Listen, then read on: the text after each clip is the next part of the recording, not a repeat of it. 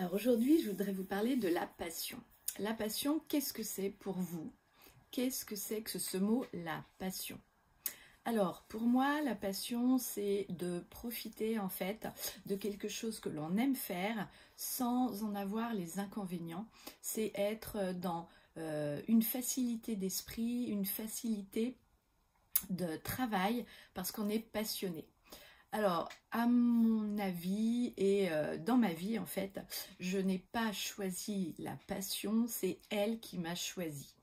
C'est-à-dire que toute petite, déjà, je faisais beaucoup de créations, que ce soit avec des crayons de couleur, que ce soit avec des crayons feutres. Mon père avait un atelier à la maison parce qu'il était tanneur. Et donc, nous allions régulièrement dans l'atelier. Il y avait des pots de bêtes. Il y avait des machines à coudre, il y avait énormément de choses pratico-pratiques pour justement un travail de création. Et donc, les années ont passé et j'ai réalisé des confections en fait de vêtements en cuir.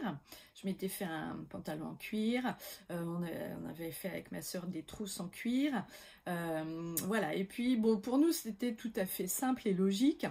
Alors évidemment, il fallait faire des prototypes, il fallait faire des plans, il fallait faire des créations. Mais pour nous, c'était pas compliqué en fait d'être là-dedans. Et puis, j'ai aussi été baignée dans tout ce qui est créatif, avec en fait mes grands-mères qui, elles, nous surveillaient les mercredis. Et en fait, elle faisait du crochet, elle faisait des confitures, elle faisait des gâteaux. Et donc, on allait régulièrement, en fonction des saisons, à la cueillette. On faisait aussi des bocaux. Et donc, c'est vrai que c'était un univers vraiment tout le temps de création. Que ce soit donc en cuisine, que ce soit dans tout ce qui était vestimentaire, que ce soit dans tout ce qu'on avait en fait autour de nous.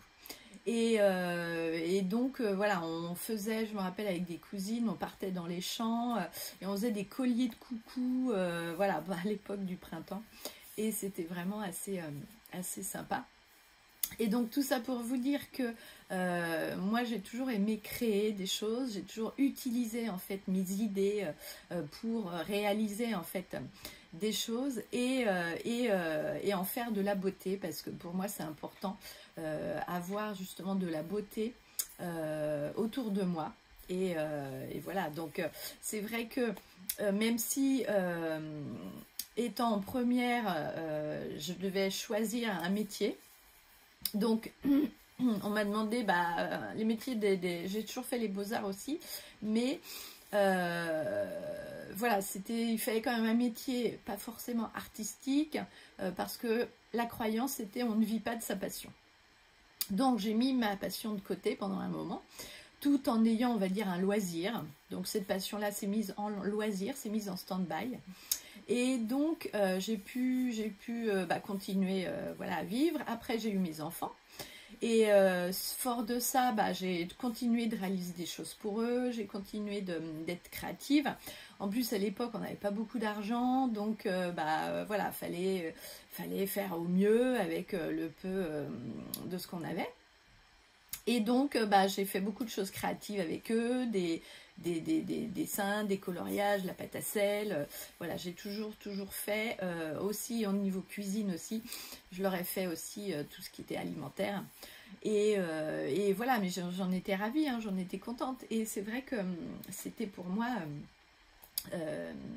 un pétiment, quoi. C'était vraiment quelque chose qui m'intéressait beaucoup.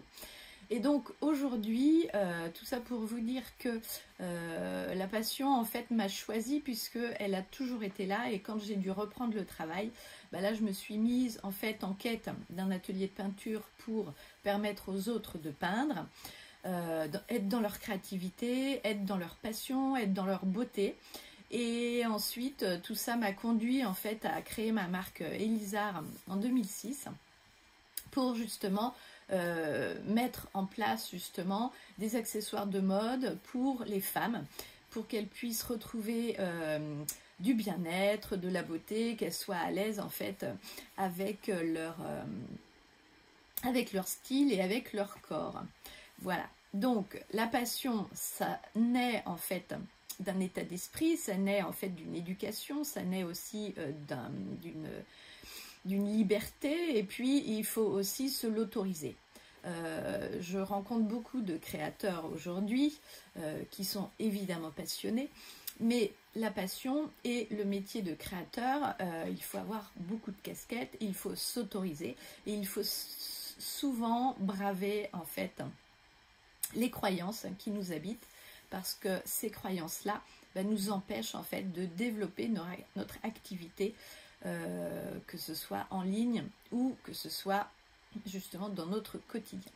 Alors aujourd'hui, je voudrais te parler justement de mon programme Creative Life, parce que ce programme aide les femmes à développer leur créativité, à aller encore plus loin pour justement libérer les barrières qui nous empêchent d'aller vers notre métier, vers ce que l'on veut faire vraiment et vivre de notre passion. C'est possible. Si on m'avait dit, ça fait 10 ans que tu en serais là aujourd'hui, j'aurais eu du mal à le croire.